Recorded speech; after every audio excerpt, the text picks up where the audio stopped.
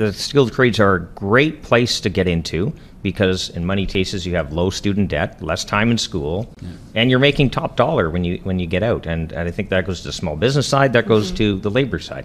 On that note as well, just with respect to certifications, is that we do have a lot of interprovincial trade barriers.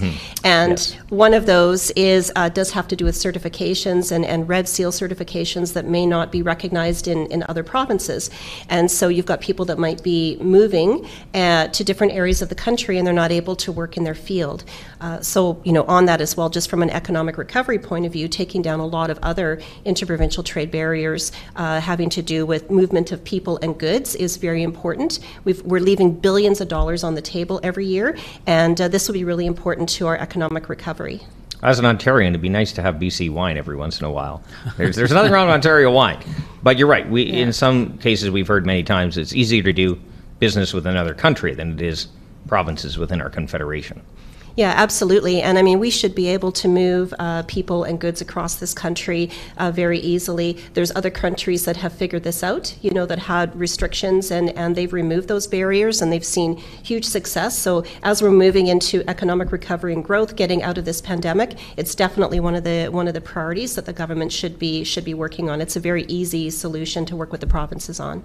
So 4.7% inflation, we see no end to this. I don't think the way the government is thinking about solving it. Of course, they talk about another government program to solve this ongoing inflation problem, but it's just compounding the issue. The problem is we continue to spend. So what impact is that having on the labor supply? What is that having on the small business issue? Well, I would say that this time around, the one variable that's different this time around with this latest pandemic spending program that the government has introduced is that this time we have Finance Committee finally up and running. Yes. And we will take a critical look at every single thing that they plan to invest that money in. I think one of the reasons we are in the situation we are in is because of government spending. They spend fast and loose with that money. It was way more in some circumstances. In some circumstances, people got money that really didn't need it at all. And so as a result of too much money chasing too few goods, because of course, supply chains were interrupted, people weren't working, it's the perfect recipe for inflation. And so there's no question that there'll be some very specific sectors that still need some help. But we want to make really sure that it's those sectors getting that money specifically. And so I'm pleased that our Finance Committee is up and running, but we got to make sure that they don't have a blank check, because this has been the problem. This is what happens with liberal blank checks. Everyone thinks it's all wonderful because they spend, but the implications are serious. Inflation isn't just some economics, discussion. It's real lives. It is. There are people in every one of our ridings that we know personally that are worried about whether they're going to be able to heat their home this winter. There are people worried about whether they're going to be able to put groceries on the table. They can't drive to work. This is a serious issue, and it's not good enough for this Liberal government to stand up and say, "Oh, inflation's a big problem all around the world." Yeah. Well, who cares? How am I gonna heat my home this winter?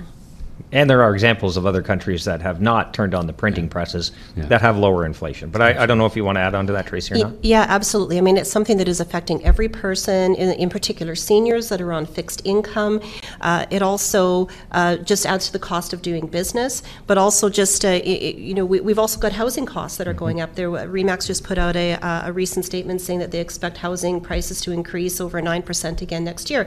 So how does this make it even possible for our youth to even consider owning a home? So you've got inflation going up, you've got housing prices going up, and this Liberal government really does not have any specific ways that they're addressing this. They do have some programs that they're just filtering money through, but it's not addressing the actual issues that are out there, and coming up with some of those long-term solutions. Well, I think that's the issue with this Liberal government, no matter what file they're on. It's more about the amount of money they can throw at something, not about actually achieving results.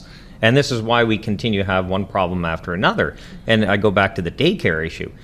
What is going right in this government right now that they say, you know what, we're ready to tackle something else, right? Are veterans still waiting for their services? Yes. Are Indigenous communities still have boil water advisories? Yes. Are we in a housing crisis? Yeah. So they're actually saying, yeah, you know what, we're going to take something else on and somehow fix everything. And I think they're using it as a distraction point.